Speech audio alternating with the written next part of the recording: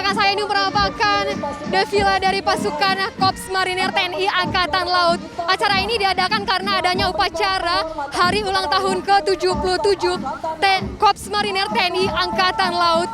Acara ini tadi dimulai sekitar pukul 8 dan hingga saat ini masih diselenggarakannya hingga pukul 10 lewat nanti.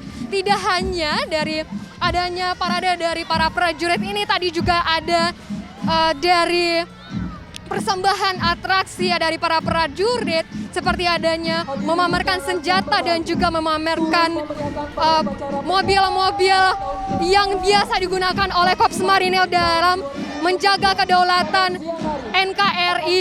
Dan tadi tidak hanya itu, dan juga ada atraksi terjun payung yang dimana ada 14 prajurit yang turun dari langit itu membawa beberapa bendera seperti bendera Korps Marinir, bendera TNI Angkatan Laut dan juga bendera merah putih Indonesia. Dan ini memang puncak acara dari hari ulang tahun ke-77 Korps Marinir.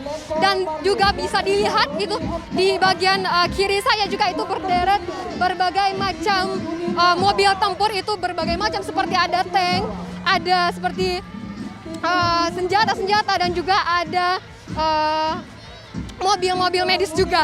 Dan itu tadi juga ada atraksi dari mobil-mobil ini, atraksi dari para prajurit yang ada memanah, ada juga dari bela diri dan juga marching band yang dari Korps Marinir yang dipersembahkan kepada masyarakat Indonesia. Tidak hanya itu, kemeriahan tidak hanya dirasakan oleh Korps Marinir TNI Angkatan Laut, juga dirasakan oleh masyarakat sekitar. Banyak masyarakat yang ikut menonton kemeriahan ini dan memang merasakan bagaimana rasa kesenangan, keharuan dari ulang tahun yang ke-77 dari Korps Marinir TNI Angkatan Laut. Tidak hanya itu, nanti juga ada tradisi dari Korps Marinir TNI Angkatan Laut itu memberikan penghargaan kepada purnawirawan Korps Marinir TNI Angkatan Laut.